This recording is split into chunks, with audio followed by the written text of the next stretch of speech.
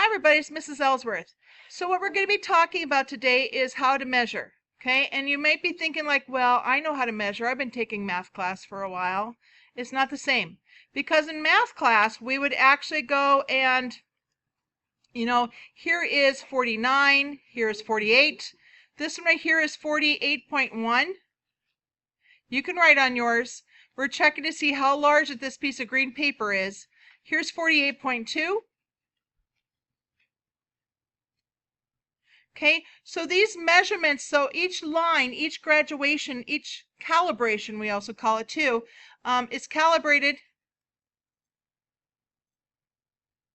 It's calibrated to the nearest tenth of a centimeter. So that means that we need to go to the nearest hundredth, because this is not going to be 48.1 because it's closest to it. We're going to go and estimate between the two. Okay, so we're going to estimate how far over that one is. Okay, so we need to estimate. Oh, can we even see that on there? Nope. Here, let me get a light one. We're going to estimate. I know you can't write it on there. To the nearest hundredth. Okay, so we're going to go one more decimal place. Do you see that? We're going to go one more decimal place than what the tick marks are on it, because the tick marks are called calibrations. Okay, and then we're going to estimate one more decimal place. So now we're going to estimate between here. So do you think that that's like a 0.3? It's about, if you, right here's middle, right here, right? So it's about a 3. So this right here then would be 48.1, because we know that's greater than that one, and then a 3. Okay, and this is a meter stick, so these are in centimeters. All of the whole numbers that you see on a meter stick are centimeters, and same with a ruler. The ruler isn't always marked with centimeters on the side. They'll put millimeters on this. Some reason rulers like to say that millimeter is the smallest graduation on it, because that's what that is. Okay, if you remember from your video. Okay, so there's a rule for this. Okay, and the rule is addressing these, the whole idea of the 0.1. Okay, it is estimate one calibration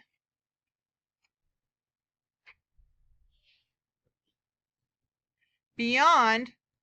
Oh, I just screwed up. I'm so sorry. And it's because I'm recording. Estimate one decimal place. Sorry, I see you guys erasing. Sorry. Beyond the calibration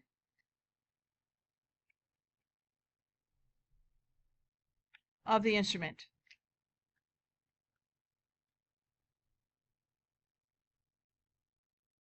And we do that all the time in science. So we want to be more precise than what the actual devices that you have, or the instrument that you have. So we're going to estimate it.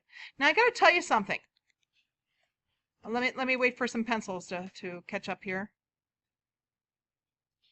I got to tell you something. Even if this was at 48 right on the nose, right here. Oops, that's not perfectly on it. But if it was perfectly right on there, we still have to tell the precision of our instrument by going to the nearest hundredth. So it'd be 48.00 centimeters if it was right on the button right there. Okay, so we have to show the calibration of our instrument by showing how many decimal places. That last one on every measurement, scientifically all the time, is always estimated. Even on my electronic balance, when it reads the nearest tenth, that one is estimated. Sure, it's a digital estimate, so it's pretty good. Okay, but I mean, it's still an estimate. Okay, so any questions on this? Okay, here's the next one, and we got to do the same exact thing with the thermometer. Oh no, I forgot one more thing. What kind of units do we use for that last one? They're going to be some kind of meter. Oopsie. Millimeter be great. Centimeter is good. Yeah, meter is good. Oops, I did 1 cup. Okay, and you can do a kilometer. All those are great. Okay, those are all some sort of meter. They always measure in distance in meters, not inches, not yards in here. So if you're given a meter stick and you're told to go measure something, do not flip it over and do the yardstick side. Do the meter stick side.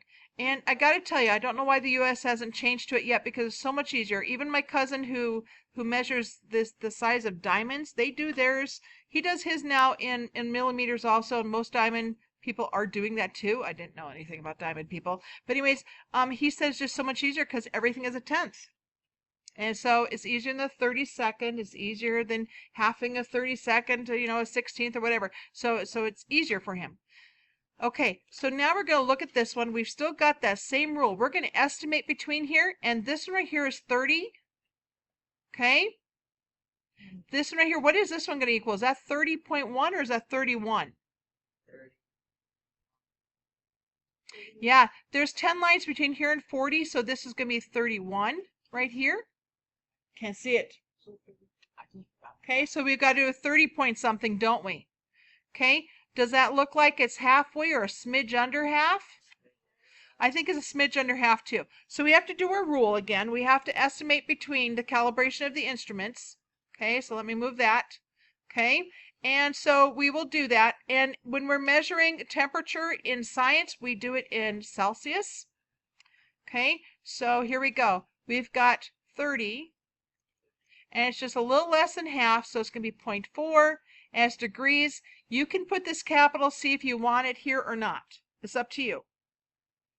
Okay, when you write Fahrenheit, I think the F goes before the degree mark, but I don't even know. It's been so long since I've been doing Celsius that's great. I just love metric. I don't know why we don't change. Okay, the only time that this becomes tricky is when you are measuring in the negative ones, and sometimes I think you need to almost turn it upside down so that you can just think it through sometimes. So let's think about the calibration of this instrument. Each one of these equal ones, okay?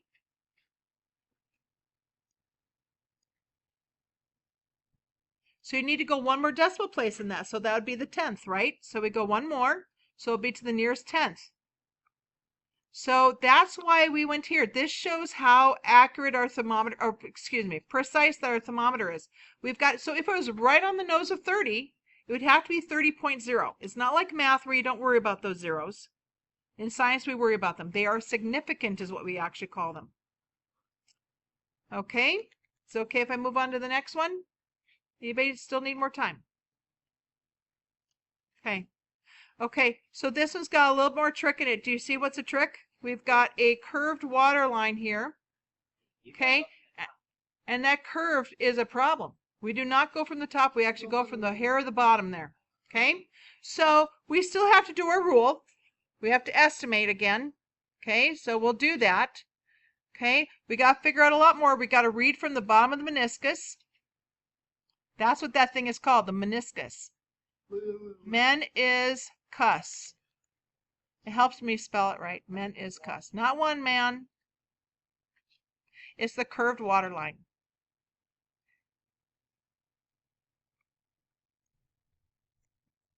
Sorry, I don't even write water right anymore. Okay, it's the curved water line, and it H2O stands for water. And we must read from the bottom of it. So read from the bottom of meniscus. Boy, my pen is still not real very neat there. Sorry. Okay, so if I would go and take and do yellow, I'm going to make it a super duper thin, thin, thin line. Okay, if I could go and cut this picture with a razor, because this line is even kind of thick. Okay, that tells me exactly where my measurement has to be. So when I look at this, I know that, what are these lines? What do they represent? Do they represent ones or tenths? Good job. So this right here is going to be 3.4. And this one's going to be 3.5. So it's going to be a 3.4 something, right? Okay, so let me get a different pen here. So it's going to be 3.4 something. What do you think that is? That's definitely over half. Right here's a half. No, 9 or 8 would be right up here.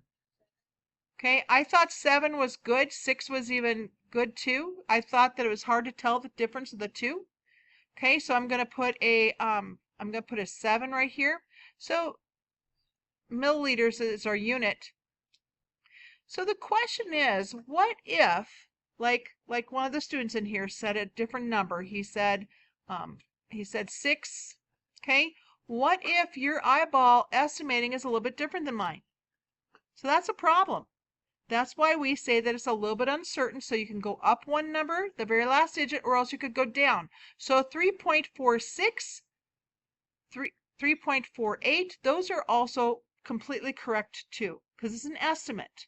But the estimate has to be as close to the actual value as you want, as you can get there. Now all volumes are measured with these liquid ones. They are all measured in liters, milliliters. Those are the two big ones. I forgot to tell the other class, there's also cubic centimeters that we do too.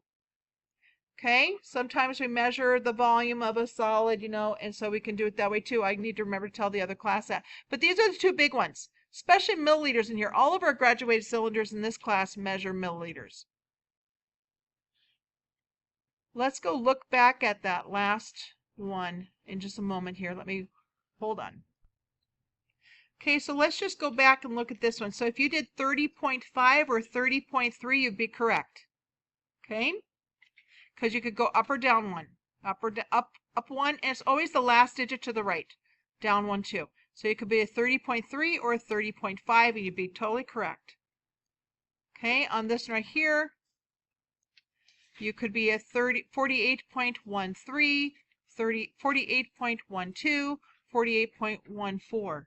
Okay, those would all be correct because that last digit is estimated. It's got a small amount of estimation in it, and we call that uncertainty, and so that's why the last one can go up or down one. Okay? Okay, so that's our notes on measuring today, and we're going to stop right there. See you later.